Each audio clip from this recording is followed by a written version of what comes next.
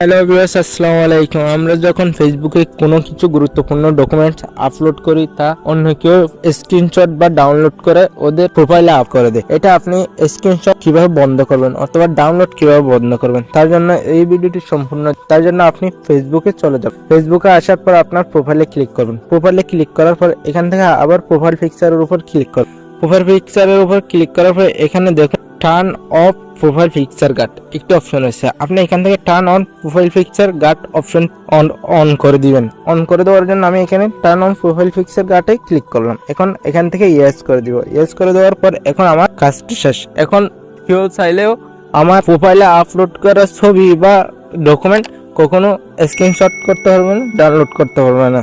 অন্যথায় ওরা আমার গুরুত্বপূর্ণ প্রোফাইল গুলো ডাউনলোড করে ওদের প্রোফাইলে আপলোড করে দিতে। এটা আপনি এভাবে খুব সহজে চাইলে বন্ধ করে নিতে পারেন। এই ছিল আজকের ভিডিও। ভিডিওটি যদি ভালো লাগে অবশ্যই ভিডিওতে একটি লাইক এবং চ্যানেল নতুন হয়ে থাকলে অবশ্যই চ্যানেলটি সাবস্ক্রাইব করে দিবেন। তাহলে আজকের মতো বিদায়, আল্লাহ।